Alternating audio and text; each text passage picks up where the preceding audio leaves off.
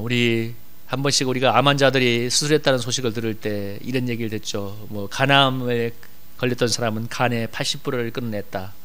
또 대장암에 걸린 사람은 대장의 80%를 끌어냈다, 이런 얘기를 듣습니다. 참 한 인생으로 살아갈 때 정말 몸의 일부를 이렇게 도려낸다는 것은 너무나 큰 고통이지만 그렇게 잘라내지 않으면 그 사람이 살 수가 없는 거죠. 그래서 간의 80%도 잘라내고 또 대장의 80%도 잘라냄으로써 암으로부터 이게 살게 됩니다. 그래서 우리의 신앙생활도 참 이런 것들이 참 중요한 건데요. 사실 신앙생활은 취하는 것보다 버려야 될 것을 버리는 게 너무나 중요합니다. 버려야 될 것을, 우리 옆에 분에게 이렇게 한번 인사합시다. 버릴 것을 버립시다. 이렇게 한번 인사합시다. 시작. 버릴 것을 버립시다. 청소도 똑같아요. 청소도 사실 버리는 게 80%예요. 그래야 청소가 돼요. 정리도 되고 마찬가지고. 우리 이 강단의 화분의 하단에 이렇게 우리 꽃을 늘 해주던 우리 박병래 집사님 옆에 이제 요즘은 이제 학원을 이제 넘기셨지만, 제가 와 있을 때, 제가 부임할 때부터 오랫동안 학원을 하셨던 분인데요. 그분이 우리 교회 와서 기도를 많이 했는데, 기도하면서 늘 그런 얘기를 했습니다. 목사님 참 기도를 위해서 감동하면 이런 마음이 온대요. 새수른 세부대, 새수른 세부대. 그 말 들을 때마다 참 맞는 감동입니다 이라고 그냥 웃고 말하는데, 왜냐하면 우리 성일교회가 지금 주보를 보시면 알겠지만 43거리니까 43년 된 교회예요. 43년 된 교회. 그러니까 40년 된 43년 교회니까 정말 세부대가 필요한 교회여서, 그래서 지금 돌아보니까 제가 부임할 때 청빙세에 쌓여있던 분이 17명이었는데 그 중에 지금 돌아보면 딱 한 분이 남고 나머지 분들은 다 떠나고 새롭게 바뀌게 되었습니다. 제가 부임하고 나서 여기 지금은 없지만 떠나가셨던 권사님들, 장로님들 위해서 기도하는데 어느 가을날이었을 거예요. 여기서 정말 이렇게 기도하는데 너무나 깊은, 정말 내가 인생에 처음 느껴본 그 서러움과 슬픔이 마음에 찬하게 확 올라오면서, 그 다음에 그때 마음이 뭐냐면 우리 이분들의 마음이 이렇구나 하는 게 느껴졌어요 그때. 그리고 또 하나 그 다음 감동은 이분들이 교회를 떠나겠구나 하는 생각, 그런 감동이었습니다. 제가 그런 감동을 왜 느끼냐면 우리 그 성도님들의 이렇게 제가 신앙의 모습이나 느낌을 보면 알잖아요. 그러니까 교회를 지키기 위해서 오랫동안 남아 있었지만 제가 보기에는 너무 신앙이 뭔가 상처도 많고 너무 많이 병이 들어 있는 거예요. 한마디로 말하면 행복하지 않아요. 그래서 제가 한번 이런 설교를 한 적이 있습니다. 교회를 지키기 위해서 내가 있어야만 교회가 지켜진다는 그런 일념으로 신앙생활을 하지 않길 바라고, 복음 때문에, 주님 때문에 행복한 신앙생활을 하기를 바랍니다. 이런 설교를 한 적이 있는데, 그 설교가 끝난 그날 권사님 두 분이 너무 화가 나서 저에게 찾아와서 이렇게 물었습니다. 목사님, 우리가 교회를 떠나기를 원하십니까? 그런 설교를 하시길래, 그래 내가 뭐라고 했냐면, 권사님, 개척교회 하는 목사님들은 곰돌이 일행에도 갖다 놓고 예배를 드리고 싶답니다. 이 작은 교회에 여러분들이 떠나가면 어떻겠습니까? 저도 사람인데 곰돌이 일행에 갖다 놓고 예배 시키고 싶은데 어찌 떠나가는 걸 원하겠냐고. 근데 하나님의 마음은 그게 아니었던 것 같아요. 그런 설교도 하게 되고, 근데 하나님은 무엇인가에 매여서, 정말 하나님이 아니라 다른 무엇인가에 매여서 불행하고 힘든 신앙생활하는 걸 원치 않았어요. 그분들에게 교회에 계속 있는 것은 분명한 건 그분들에게 인생의 신앙에 유익이 되지 않는다는 것입니다. 왜냐하면 저도 많이 떠나봤고 새로운 세계를 경험해봤기 때문에 느낀 거거든요. 그래서 우리 언제 한번 가볼까 하고 있지만, 우리 주문성 장로님도 본인도 그렇고 주위에 있는 사람도 그렇고 모든 사람이 다 떠나도 주문성 장로님은 떠나지 않을 거라고 했는데, 코로나 때문에 주문성 장로님도 교회를 떠나서 시골로 내려가 버렸습니다. 왜 그랬을까? 이 새수론 세부대에 하는 것처럼 뭔가 떠나고 비워지는 역사가 있어야만 새로운 성령의 역사가 시작될 수 있기 때문입니다. 제가 20, 30대 인생의 온통 시간을 보냈던 선교단체를 37살의 나이에 떠나왔는데, 그 당시에 하나님이 정말 환경을 강권하셔서 나오게 만들었습니다. 근데 그것이 그 당시에 너무 참 큰 충격이었고 상처도 주었지만, 돌아보면 그것 때문에 얼마나 많은 하나님의 은혜를 체험하고 새로운 세계를 경험하게 되었고 신앙의 도약이 이루어지는지 모릅니다. 그래서 얼마 전인가 지난 5월 15일 날 저녁에 우리 스승의 날 때 그 당시 우리 부산에 있는 모교회 그 원로 목사님을 모시고 줌으로 우리 그 교회 출신의 목회자들이 모여서 함께 줌 미팅을 했는데, 너무 이렇게 돌아보니까 이제 거길 떠나와서 시간이 지나서 그 당시에 받았던 훈련들, 은혜를 생각하니까 너무 감사해서 그 시간이 정말 너무 은혜로운 시간이 되었습니다. 근데 우리 아는 같이 우리 지인 목사하고 이런 얘기를 했습니다. 야, 우리가 떠나서 먼 시간이 지나서 이렇게 하니까 그 시간이 너무 감사가 되고 그랬지만 계속 관계를 맺고 엉켜 있었으면 그랬을까? 근데 그 말이 동의가 되었어요. 그래서 버릴 땐 버려야 되고 떠날 때는 떠나야 되는 그런 것들이 새로운 성령 역사를 일으키게 만듭니다. 그런 차원에서 오늘 본문 우리에게 좋은 통찰력을 주는데요, 오늘 본문에 보면 아브라함의 집에서 하갈과 이스마엘이 쫓겨나서 광야에 유리방황하지 않습니까? 하갈은 누구냐면 아브라함이 오랫동안 자식이 없자 사라와 서로 의논해서 이 후첩을 들여서 자식을 낳자 해가지고 얻은 게 애굽의 여종인 하갈이었고, 그 또 하갈과의 사이에서 태어난 게 이스마엘이었습니다. 그래서 이 이스마엘이 언제 낳았냐면 86세 때 낳은 아들이었습니다. 86세 때 낳은 아들이었는데, 물론 그러고서 10몇 년이 지난 14년 지난 100세 때 이삭을 낳게 되었는데, 약속 땅에 들어온 지 11년 되던 해에 낳은 아들인데, 인간적으로 아브라함의 마음을 우리가 너무나 이해할 수 있죠. 나이도 많고 너무 오랜 시간이 지나갔기 때문에. 그래서 이 아브라함이 내가 더 아이 들면 어떻게 자식을 낳을까? 어떻게? 그래서 하나님의 뜻은 그게 아니었지만 아브라함이 사라와 함께 인간적인 방법을 얻은 게 이스마엘이었는데, 분명한 건 하나님이 이스마엘은 하나님이 정한 믿음의 후사가 아니었고 사라의 몸에서 태어날 이삭이 믿음의 후사라고 분명히 말씀하셨다는 것입니다. 창세기 17장에 보면 이런 말씀이 나와요. 하나님이 아브라함에게 나타나셔서 뭐라고 얘기하냐면 16절에 17장 16절 이러죠. 내가 그에게 복을 주어 그가 내게 아들을 낳아주게 하며 그가 여러 민족의 왕이 될 것이다. 그러니까 아브라함이 뭐라고 그래요? 지금 내가 나이가 100세고 사라가 90세인데 어떻게 자식을 낳겠습니까? 그래서 아브라함이 뭐라고 하냐면 이스마엘이나 하나님 앞에 살기를 원합니다. 이스마엘이나. 그러니까 하나님이 뭐라고 하냐? 아니다. 네 안에 사라가 내게 아들을 낳을 것이고 그 이름을 이삭이라 하라. 그가 너와 언약을 세울 것이고 그가 믿음의 후손이 되어 영원한 언약의 자손이 될 거라고 얘기하고, 이스마엘은 내가 그를 축복하겠지만 큰 나라를 만들어주겠지만 그러나 믿음의 후손 언약의 자식은 아니라고 하나님이 아주 분명히 얘기했어요. 사라의 몸에서 태어날, 내년 이때만쯤에 태어날 이삭을 통해서 언약의 후손, 약속의 믿음의 후손을 이룰 거라고 말씀하셨습니다. 그래서 이제 아브라함의 집안에 아이가 태어났는데, 오늘 본문에 보면 이렇게 얘기하죠. 아브라함에 가서 아이가 젖을 때도 잔치를 베푸니까 하갈의 아들이 이삭을 놀리는지라. 뭐예요? 이스마엘이 뭐예요? 이스마엘이 그 당시만 해도 14세 된 소년이었으니까. 그 다음에 이삭은 뭐예요? 이삭은 이제 뭐 돌진하고 아장아장 걸어다니는 어린애기 아니겠습니까? 이 아이를 희롱을 하는 겁니다. 속된 말로 데리고 노는 거죠. 그러니까 이것을 본 사라가 뭐라고 해요?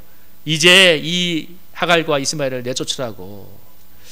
아브라함으로서는 너무나 가슴 아픈 일이고, 그래도 아브라함에게 자식이잖아요, 오랫동안. 그리고 이스마엘이 태어나고 나서 14년 뒤에 이삭이 태어났으니까 그 자식이 없을 때 십몇 년의 세월 동안 아브라함의 마음을 달래준 게 무엇입니까? 그나마 이스마엘이라도 보고서 기쁨을 얻었잖아요. 창세기 11장에 보면 이렇게 얘기하잖아요. 하나님이 큰 민족을 이루게 하겠다고 얘기하니까 아브라함이 뭐라고 해요? 지금 이 나이에 내가 무슨 애를 낳습니까? 17장 18절에 보면 이스마엘이나 하나님 앞에 살기를 원합니다. 하나님 됐습니다. 뭐 이스마엘이라도 잘 살게 해주세요. 복복해 해주세요. 그런 마음을 얻었는데, 그런데 오늘 사라가 이스마엘과 하갈을 내쫓으라고 얘기하고, 그러니까 아브라함이 근심하고 있으니까 하나님께서 뭐라고 얘기합니까? 하나님께서 아브라함에게 이르시되 네 아이나 내 종으로나 근심하지 말고 이삭에서 난 자라 내 씨라 부를 것인다. 너의 후사가 될 것이니까. 그러나 또 하갈과 이스마엘도 큰 민족을 이루게 할 것이니까 내보내라고, 하나님께서 내보내라고 하셔서, 그래서 이제 내보내는 그런 장면입니다. 물론 하나님이 광야에서 가득 부대가 물이 떨어져서 절망하고 있던 하갈의 눈을 밝혀서 샘물을 보게 하시고, 또 그들을 이기에서 건져주시고, 또 뒤에 보면 큰 민족이 되기도. 그래서 요즘 우리 중동에서 아람 민족의 이 조상이 바로 이스마엘입니다. 요즘 우리 중동에 아람 민족이 있잖아요. 아람 민족, 물론 이스라엘과 결혼지간이지만 그 아람 민족의 조상이 바로 이스마엘이에요. 이스마엘. 그런데 그래서 엄청난 사실 그 수적으로 보면 엄청난 이제 자손이 이루어졌는데, 근데 이제 여기 중요한 건 뭐냐면 너무 아브라함에겐 마음이 아프고 인간적으로는 근심이 되는 일이긴 하지만 하나님께서 하갈과 이스마엘을 내보내라고 했다는 것입니다. 왜? 하갈과 이스마엘이 아브라함의 집안에 있는 한 아브라함의 믿음의 자손으로 이삭을 키우기가 너무 힘이 들기 때문입니다. 여러분 한번 생각해 보세요. 이스마엘이 나이가 열 몇 살이 더 높은데, 근데 모든 아브라함의 축복과 믿음의 가문의 축복과 모든 것을 이삭이 유업으로 받는다고 할 때, 여러분 이스마엘이 가만히 있겠어요? 하갈이 가만히 있겠습니까? 그래서 아브라함의 집안에 그 하갈과 이스마엘이 있는 한 이 믿음의 후사로 이삭에게 이어지기는 너무나 힘이 들었던 거죠. 끊임없는 분란과 싸움이 있을 것을 아시기 때문에 하나님께서 내보내라고 했습니다. 그리고 또 여기서 이 사건이 아브라함이 이때 이런 아픔을 당하는 이유는 뭐냐면, 사실 아브라함이 물론 연약한 건 이해하지만 하나님이 허락하지 않는 인간적인 방법으로 아들을 낳았기 때문에 그래요. 그러니까 하나님께서 분명히 사라의 소생에서 네 자식을 낳을 거라고 했지만 자기도 나이가 많고 사라도 나이가 많아가니까 믿음이 떨어져 가니까 후첩을 들어서 인간적인 방법으로 낳은 게 바로 이스마엘이었습니다. 그래서 사실 아브라함이 믿음으로 힘들지만 기다렸다면 이런 어려움은 없었습니다. 그러나 이게 사람의 방법이 아니 하나님의 방법이 아닌 인간적인 방법으로 또 믿음이 아니라 불신앙 때문에 일어나는 사건이었기 때문에 이런 아픔을 겪는데요. 근데 오늘 하나님께서 오늘 하갈과 이스마엘을 아브라함의 집에서 내어쫓는 그것은 어떤 의미를 갖고 있냐면, 하나님의 역사와 인간의 역사는 결코 같이 갈 수 없다는 것입니다. 하나님의 역사와 인간의 역사는 같이 갈 수 없다는 거예요. 분명히 아브라함에게 육적으로는 자식 하갈 이스마엘이 맞지만 하나님께서 분명히 말씀하시고 예정하신 것은 이삭을 통해서 믿음의 후사를 잇겠다고 말씀하셨기 때문에 결코 사람의 역사로 함께 갈 수는 없었습니다. 그래서 하나님의 역사는 철저히 하나님의 주권적인 방법으로 당신의 이 주권적인 방법을 이루어 가시기 때문에 하나님의 역사에 있어서 가장 큰 방해가 뭐냐면 바로 인간적인 방법입니다. 여러분 오늘 아브라함의 아픔이 왜 일어났습니까? 십몇 년 전에 이 더 이상 내가 자식을 낳을 길이 없다고 생각하니까 믿음으로 약속의 말씀을 붙잡고 기다리는 것이 아니라 인간적인 방법으로 후첩을 들여서 자식을 낳았기 때문에 그 아픔이 벌어지고 있습니다. 그런데 하나님이 때가 되니까 내어 쫓으라고 합니다. 인간의 역사를 네 마음에 아니 너의 집안에서 내보내라고 합니다. 여러분 이 본문을 갖다가 갈라디아서 4장에서 이렇게 사도 바울이 비유를 했는데요. 4장 21절에서 31절을 제가 중간에 중단해놨는데 뭐라고 비유하고 있냐면, 율법 아래 난 사람들을 이걸 육체를 따라난 이 이스마엘에 비유하고 있고, 언약의 자손 성령으로 난 자를 이삭에 비유하고 있습니다. 그러면서 그때 29절 오늘 성령의 본문을 얘기하면서, 그러나 그때 육체를 따라난 자가 성령에 따라난 자를 박해한 것 같이 이제도 그러하다. 아까 이스마엘이 이삭을 희롱했던 그 사건을 이렇게 비유하면서 3절에 그러나 성경이 무엇을 말하느냐, 여종과 그 아들을 내쫓으라. 여종의 아들이 자유 있는 여자의 아들과 더불어 유업을 얻지 못하리라 하였느니라. 그런 성도들, 우리는 여종의 자녀가 아니요 자유 있는 여자의 자녀라. 이게 여종의 자녀는 아까 말한 율법 아래서 난 사람, 아까 말한 인간적인 방법으로 난 자녀, 육의 소산을 말한다면 자유 있는 자녀, 이건 약속의 자녀, 성령으로 말미암은 사람, 복음으로 말미암은 사람, 믿음의 자녀를 얘기합니다. 다시 말하면 이 본문에 갖는 오늘 이 갈라디아서 4장 21절과 31절을 사도 바울이 얘기하면서 이 사건을 가지고 이렇게 비유를 하면서 무슨 얘기 어떻게 적용을 하고 있냐면, 여종과 그 아들을 내쫓아라. 여종의 아들이 자유 있는 여자들과 더불어 유업을 얻지 못하리라. 여러분 이게 중요한 거예요. 그러니까 여종과 그 아들을 내쫓아야 되는 이유가 뭐냐면 함께 유업을 얻을 수 없기 때문입니다. 여러분 하나님 나라는 인간의 역사와 함께 유업을 얻을 수 없습니다. 육은 영과 결코 함께 갈 수 없어요. 우리가 물론 이 땅을 살아가는 동안 육의 몸을 덧입고 되어 있지만, 여러분 나중에 우리가 변화되어서 신령한 몸으로 변화되기 전까지는 죽어서 흙으로 사라지기 전까지 육을 입고 있겠지만, 육의 역사는 하나님의 역사와 결코 같이 갈 수가 없습니다. 그래서 여러분 하나님께서는 우리로 하여금 철저히 우리 속에 인간적인 것, 육신의 것을 버리게 만듭니다.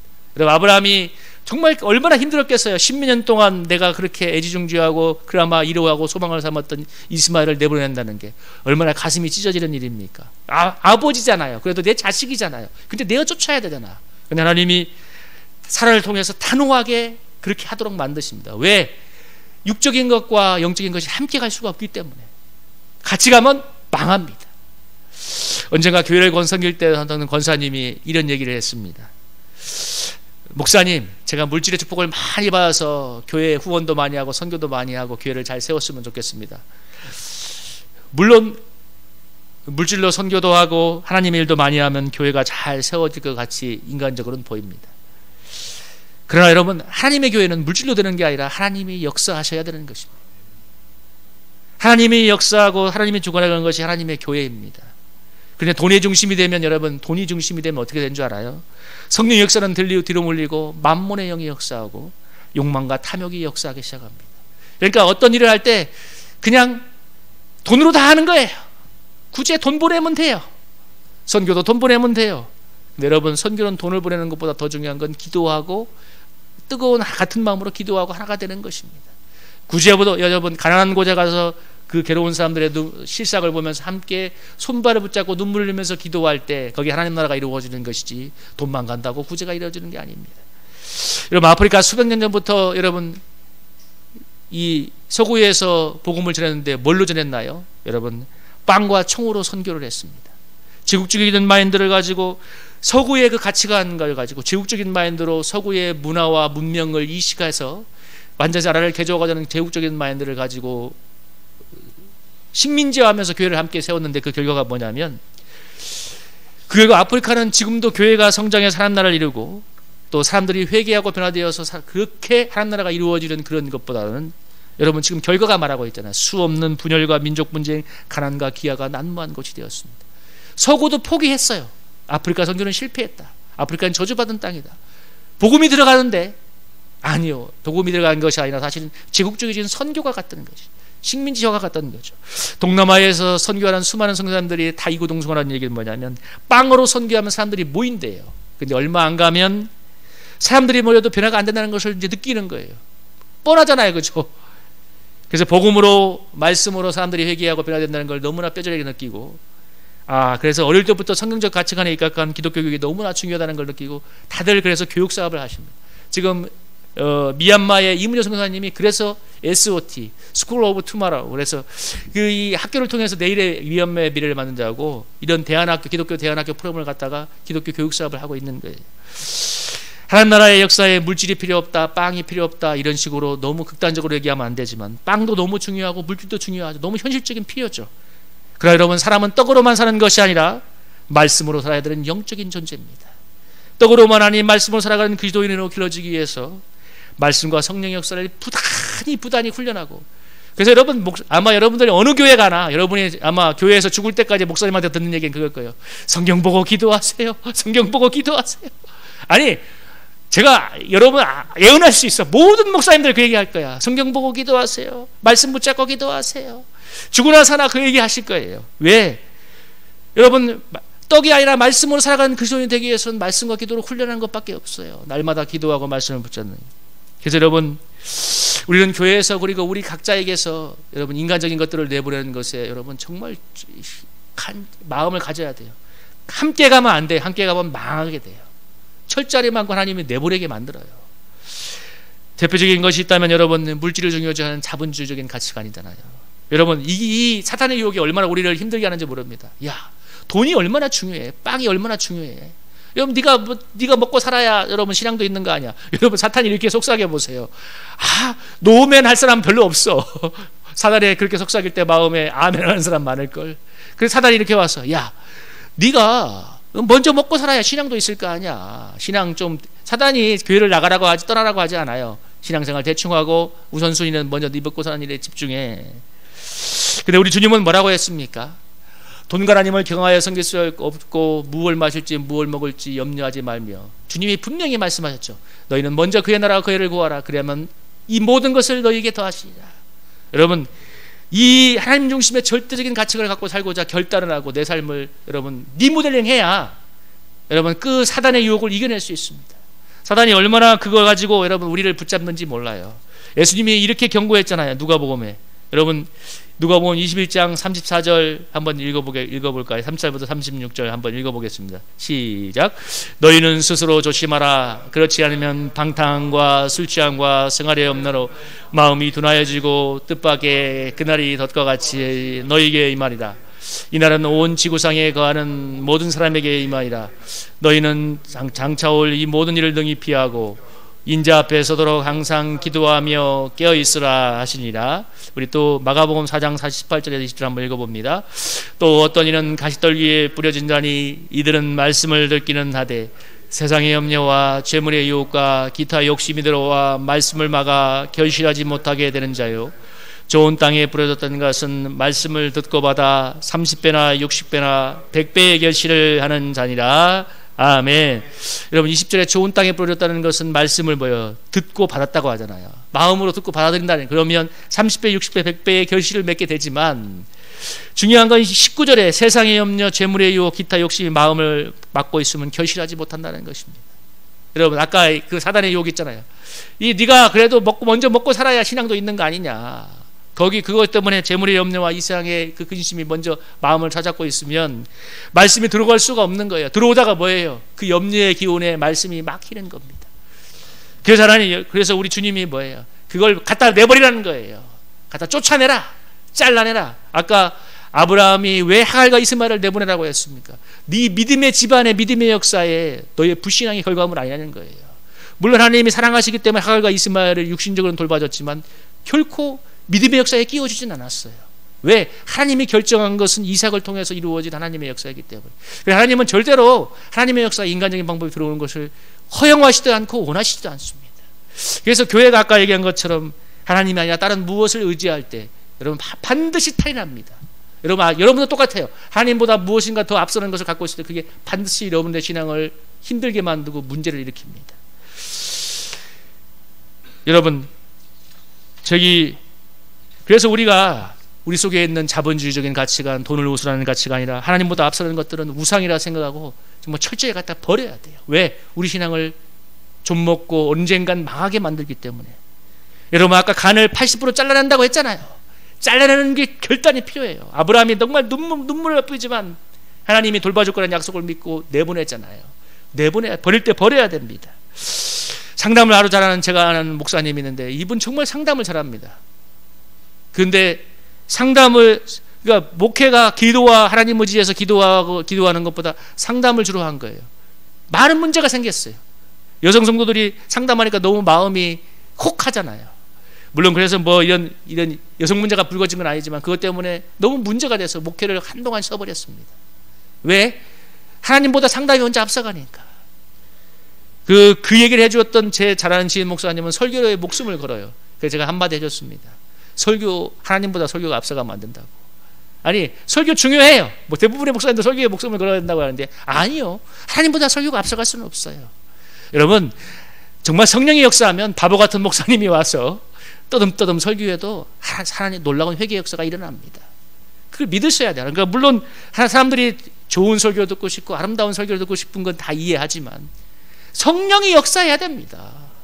여러분 이 영국의 위대한 설교했던 스펄전이 어떻게 회심한 줄 아십니까? 이 스펄전이 있던 그 주변의 교회에 원래 나가던 출석교회는 좀 멀었는데 눈이 너무 많이 와가지고 주변 교회에 나갔는데 그 교회도 너무 눈이 많이 오니까 그 목사님이 못 오신 거예요. 10대 명이 모여서 설교하니까 예배를 드렸는데 그러니까 담임 목사님이 못 온 거야. 그 교회도 눈 때문에. 그래서 거기 참석했던 어떤 나이 많은 한 그리스도인이 일어나서 그 앞에 나가서 성경을 읽었습니다. 이사야서 53장 말씀을 읽으면서. 그래서 예수 그리스도를 바라보세요. 예수님의 십자가를 바라보세요 했는데 그 떠듬떠듬 읽었던 성경 말씀 가지고 여러분 그 영국의 가장 위대한 목회자라고 설교자라고 했던 스펄전이 거기서 회심을 하고 예수님을 만났고 거기서 복음의 역사가 시작되었습니다. 하나님이 그렇게 사용하시는 거예요. 그러니까 하나님이 그 누구도 자랑하지 못하게 만드는 거예요. 여러분 저는 목회에 있어서 기도를 가장 중요시하는 사람이고 지금도 기도에 대해서 가장 강조하는 사람들이 하지만 아니요, 기도도 하나님보다 앞서서는 안 됩니다. 그래서 하나님 요즘은 일로 저를 묶어서 그나마 갖고 있던 기도의 의도 뺏어버렸잖아요. 기도 많이 할 시간도 없어. 그냥 하나님만 절실히 의지하게 만드세요. 시간도 하나님이 제약해버렸어요. 아유 그만해. 내가 나만 의지하기를 원해. 기도도 의가 되잖아요. 나 기도 많이 했어. 얼마나 그것 때문에 시험 드는 사람이 많은지 모릅니다. 이렇게 기도를 많이 했는데, 이렇게 주님께 헌금을 많이 드렸는데 그것 때문에 인생이 힘들어져요. 아브라함이 인간적인 역사의 산물에 하갈과 이스마엘을 내보낼 때 여러분은 어떤 일이 벌어졌습니까? 오늘 하나님이 하갈과 이스마엘이 광야에서 방황하여 물이 떨어져서 절망했지만 뭐예요? 막 서로 울부짖으면서 이다 다 죽었다고 하고 있는데 하갈의 눈을 밝히시잖아요. 그래서 샘물을 보게 만드십니다. 여러분, 근데 성경학자들이 얘기할 때 그 샘물이 멀리 떨어진 게 아니었대요. 수산에 보면 길어봐야 10m였죠. 근데 절망감에 사로잡혀서 울고 있으니까 샘물이 있었지만 못 보이는 거예요. 이제 다 죽었다고 생각. 그런데 하나님이 은혜를 주셔서 눈을 밝히니까 샘물이 눈에 보이고, 그리고 하갈과 이스마엘이 살아나서 나중에 큰 훈련을 먹게 되었습니다. 그리고 더 결정적인 것은 이 뒤에 보여주는 역사가 아브라함과 이삭으로 이어지는 믿음의 역사가 온전히 개성되어져 갈 수 있다는 것입니다. 그래서 여러분, 하나님 나라와 이스라엘 나라는 결코 같이 갈 수 없다는 것을 여러분 오늘 기억하시고, 오늘 여러분 제목은 참 마음에 듭니다. 버려야 삽니다. 우리가 이상을 마음에 붙잡고 있는 하나님 나라가 부흥할 수가 없고, 가시빨개 떨어진 시처럼 이상 재물과 이상의 마음에 어서 믿음이 자라지 못합니다. 그래서 여러분, 하나님이 혹독한 방법과 훈련으로 그걸 끊어내게 만들어요. 오늘 하나님이 사람을 통해서 내버려 버리잖아요. 얼마나 혹독한 방법이에요, 인간적인 그런 걸 끊어내는 게. 근데 아브라함의 집에서 육체에 난 자녀 하갈과 이스마엘이 나가야만 믿음의 자녀 이삭이 온전히 자랄 수 있는 것처럼, 우리 영혼 속에 우리에게 육의 것을 버리고 내버려야만 영의 사람이 온전히 자라갈 수 있습니다. 그래서 육을 붙잡고 있으면, 자꾸 육신의 욕망을 내려놓지 않고 있으면 영이 자라갈 수가 없는 거예요. 그래 갈라디아서 6장 5장 16절 24절에 이렇게 하죠. 여러분 16절 17절 한번 읽어볼까요? 갈라디아서 5장 16절 17절 한번 읽어보겠습니다. 시작. 내가 너희에게 이르노니 너희는 성령을 따라 행하라. 그러면 육체의 욕심을 이루지 아니하리라. 육체의 소욕은 성령을 거스리고 성령은 육체를 거스르나니 이 둘이 서로 대적함으로써 너희가 원하는 것을 하지 못하게 하려 함이라. 아멘. 여러분 22절 23절도 한번 읽어볼까요? 읽어보겠습니다. 시작. 오직 성령의 열매는 사랑과 희락과 화평과 오래 참음과 자비와 양선과 충성과 온유와 절제니 이 같은 것을 금지할 법이 없느니라. 그저 예수의 사람들은 육체와 함께 그 종육과의 함심을 십자가에 못 박았느니라. 아멘. 여러분 성령의 역사를 따라가려면 뭐예요? 육체의 욕심을 십자가에 못 박아야만, 내어버려야만 성령의 역사를 따라갈 수 있고, 그리고 그렇게 될 때 22절 23절에 성령의 열매를 맺게 되는 것입니다. 우리 사랑하는 성도님들, 우리 믿음을 방해하는 우리 속에 있는 하나님이 기뻐하시는 육신의 욕망을 버림으로써 성령의 열매를 맺고 하나님이 기뻐하고 칭찬하시는 믿음으로 자라가기를 주님의 이름으로 축복합니다.